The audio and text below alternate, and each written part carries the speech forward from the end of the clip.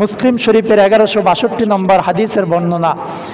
আল্লাহর পয়গম্বর সাল্লাল্লাহু আলাইহি ওয়াসাল্লাম বর্ণনা করেন, সিয়ামু ইয়াউমি আরাফা আহতাসিবু আলাল্লাহ আন ইউকাফিরা সানাতাল্লাতি ক্বাবলা ওয়াল্লাতি বাদা।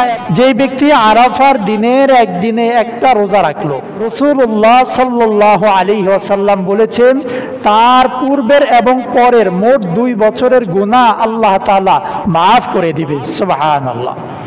তো এখন আরাফার রোজা আমরা কবে রাখবো? এর সহজ উত্তর হলো ঈদের আগের দিন। ঈদের আগের দিন। তো আমাদের দেশে ঈদ হবে কবে? সোমবার। তাহলে আমরা রবিবারে আরাফার রোজা রাখবো ইনশাআল্লাহ। এখন এই হাদিসকে কেন্দ্র করে কিছু ওলামায়ে কেরাম মতানৈক্য করেছেন, যেই দিন আরাফার ময়দানে হাজী সাহেবরা উপস্থিত থাকে সেই দিনই রোজা রাখতে হবে। কারণ তারা যুক্তি দিয়ে খেয়েছে, রাসূলুল্লাহ সাল্লাল্লাহু আলাইহি ওয়াসাল্লাম বলেছেন সিয়ামু ইয়াউমি আরাফা, আরাফার দিন। তো আরাফার দিন কোনটা? যেই দিন হাজী সাহেবরা আরাফার ময়দানে উপস্থিত থাকে সেই দিন আরাফার দিন। কথা যুক্তিযুক্ত। এখন বিষয় হলো ইসলামী দৃষ্টিভঙ্গি এবং ফুকাহায়ে কেরাম ইমামগণের মতানৈক্য কি? এর উত্তর হলো, যদিও বা আরাফার দিন আমাদের 22 ঘন্টা পূর্বে আরাফার দিন হয়ে যাচ্ছে কোথায়? সৌদি আরবে। আর আমরা পাচ্ছি 22 ঘন্টা পরে। তো এখন আমাদের হুকুম কি? এটার হুকুম হলো রাসূলুল্লাহ সাল্লাল্লাহু আলাইহি ওয়াসাল্লাম বলেছেন তোমরা আরাফার দিনের রোজা রাখো। তো কোন দিন রোজা রাখবো? সেই দিন হলো কবলা ইয়াউমুন নাহার। কবলা ইয়াউমুন নাহার বলতে ঈদের আগের দিন। কবলা মানে পূর্বে, ইয়াউমুন নাহার মানে ঈদের দিন। ঈদের দিনের পূর্বের দিন আল্লাহর রাসূল রোজা রাখার জন্য বলেছেন।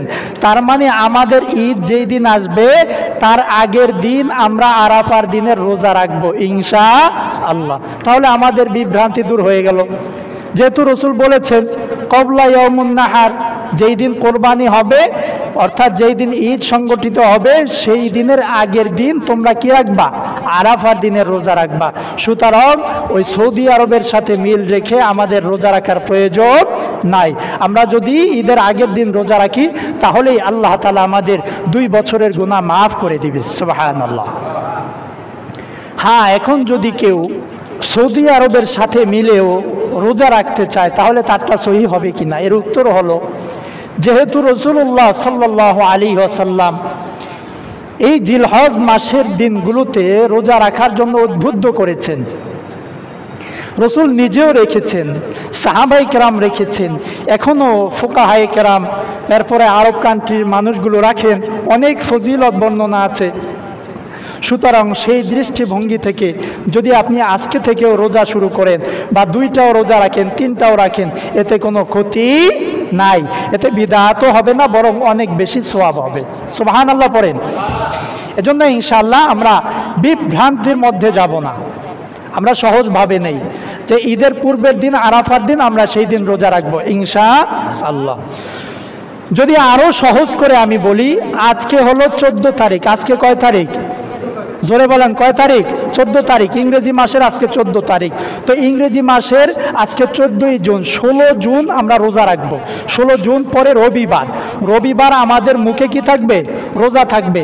তার মানে আমরা শনিবার রাতে সাহারি খাবো, রবিবারে আমরা কি করব? রোজা রাখবো ইনশাআল্লাহ। আল্লাহ আমাদেরকে এই ফজিলতপূর্ণ রোজা রাখার তৌফিক দান করে দেন। পড়েন আমিন। আরো জোরে পড়েন আমিন।